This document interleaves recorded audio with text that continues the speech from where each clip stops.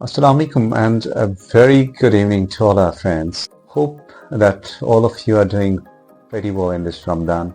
And today I'm bringing in a new video on the request of some of our friends who actually commented on different social handles and even called me for an extensive explanation of the previous video that we had uploaded on YouTube and Facebook handle. And today's video will be an additional dose to all those keywords to give a detailed clarification and extensive explanation to see as to why there arises a need for a third category of letters to be placed in our English alphabet. So let's come to the business and straight away let's talk about this third category of letters of English alphabet that we call by the name of semi-vowels, half vowels, or even these letters are also termed to be as glides or approximants in English language. So let's try to justify the kind of nature of these two letters W and Y, and let's try to see as to why they are called as semi-vowels in English alphabet. And we'll go by the same kind of gauge, same kind of a rod that we actually adopted in the previous video, having placed these two letters W and Y in different word structures, in different vocabulary, wherein these letters are placed initially, medially, and finally. And here in this video, we have also tried to give you a kind of flowchart diagram of all the three cases, giving rise to a dual nature of these two letters and ultimately making a kind of a need for a third category of letters which must be revealed to the children at the very outset so as to make them more exposed to the language. Let's go into detail of these two letters in the video.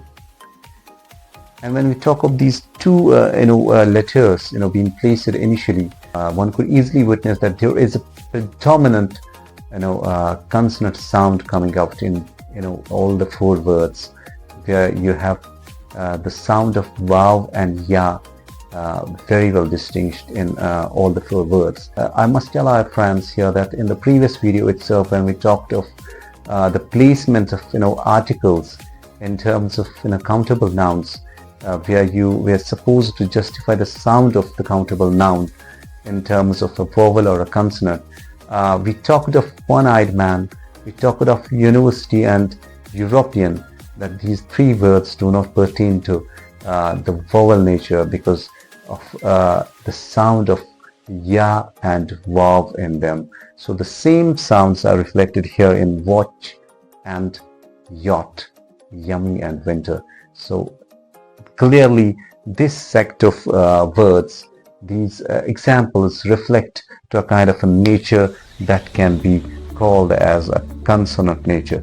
So here we talk of consonant nature reflected by the first category of words. We have four examples for each of these letters when the letters are placed medially or finally. For the medial placement, we have words like flower and bowl, gym and cyber for both the letters. And here I will give a kind of an explanation of why these letters actually pertain a kind of vowel nature in these words. Let's have a look at flower. Barred that consonant cluster f and l, you have a sound of r in flower. Or even in the second word bowl, if you cut out the kind of cluster b, you have ol sound making bowl. So you have the sounds r and o which makes the rest of the word.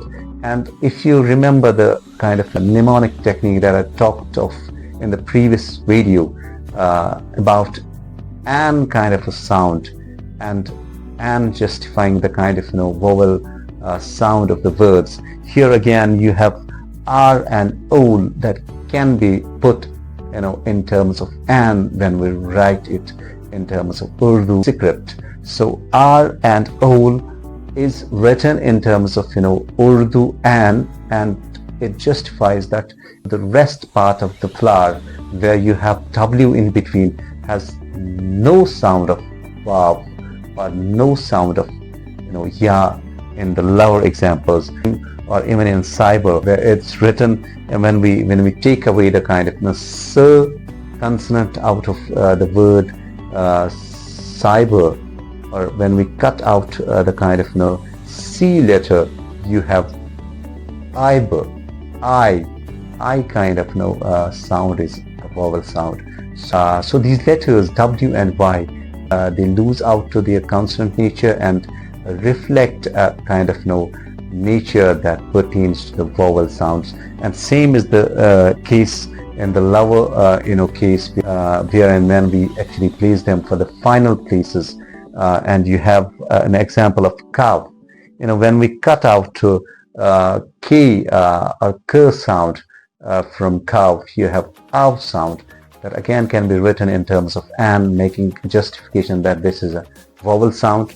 Or even in a boy, if you cut out B out from the word or B from the word boy, you have oi, which can be written in terms of an, making a justification that all these sounds actually do pertain to a category of vowels. So that's why these two categories where we place these letters medially and finally, they reflect a kind of a nature of that of the vowels. So we have two natures or two kind of characters being reflected by the same letters of English alphabet W and Y, and that's why these two letters are placed in a mixed kind of category, and that category can be pretty well written as semi-vowel category, or what you called a glide category, or an approximate category of letters. So here I believe that this video must have done a kind of justification to all my friends who wanted an extra explanation as to why there's need for the existence of a third category of letters in terms of semi-vowels or glides, and hope that this video was of some help to the learners of English language like me and some of my friends like you.